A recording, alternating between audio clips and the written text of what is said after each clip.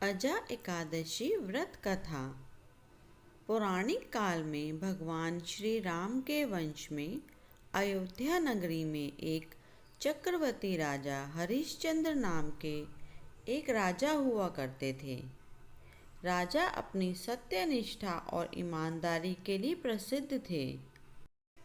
एक बार देवताओं ने इनकी परीक्षा लेने की योजना बनाई। राजा ने स्वप्न में देखा कि ऋषि विश्वामित्र को उन्होंने अपना राजपाट दान कर दिया है। सुबह विश्वामित्र वास्तव में उनके द्वार पर आकर कहने लगे, तुमने स्वप्न में मुझे अपना राज्य दान कर दिया। राजा ने सत्यनिष्ठ व्रत का पालन करते हुए संपूर्ण राज्य विश्वामित्र को सौंप दिया। दान के लिए दक्षिणा चुकाने हेतु राजा हरिश्चंद्र को पूर्व जन्म के कर्म फल के कारण पत्नी, बेटा एवं खुद को बेचना पड़ा।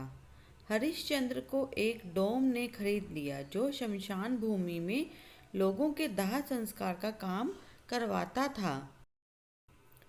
स्वयं वह एक चांडाल का दास बन गया। उसने उस चांडाल के यहाँ कफन लेने का काम किया, किंतु उसने इस आपत्ति के काम में भी सत्य का साथ नहीं छोड़ा। जब इसी प्रकार उसे कई वर्ष बीत गए तो उसे अपने इस नीच कर्म पर बड़ा दुख हुआ और वह इससे मुक्त होने का उपाय खोजने लगा। वह सदैव इसी चिंता में रहने लगा कि मैं क्या करूं, किस प्रकार इस नीच कर्म से मुक्ति पाऊं। एक बार की बात है, वह इसी चिंता में बैठा था कि गौतम ऋषि उनके पास पहुंचे।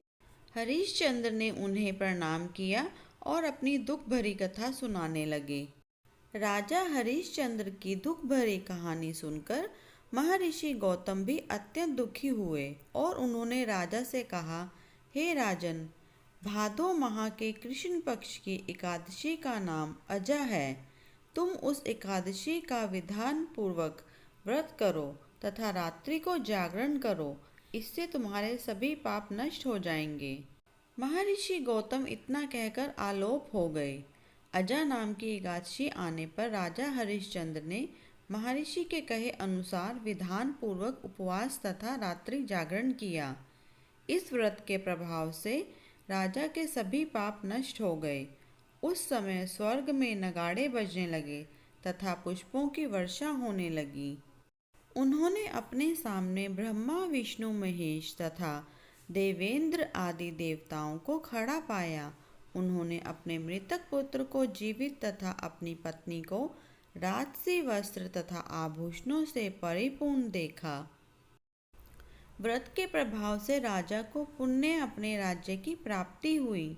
वास्तव में एक ऋषि ने राजा की परीक्षा लेने के लिए यह सब कौतुक किया था, परंतु अजा एकादशी के व्रत के प्रभाव से ऋषि द्वारा रची गई सारी माया समाप्त हो गई और अंत समय में हरिश्चंद्र अपने परिवार सहित स्वर्गलोक को गया। हे राजन, यह सब अजा एकादशी के व्रत का प्रभाव था। जो मनुष्य इस उपवास को विधान पूर्वक करते हैं तथा रात्रि जागरण करते हैं, उनके सभी पाप नष्ट हो जाते हैं और अंत में वे स्वर्ग को प्राप्त करते हैं। इस एकादशी व्रत की कथा के श्रवण मात्र से ही अश्वमेध यज्ञ के फल की प्राप्ति हो जाती है। जय श्री हरि।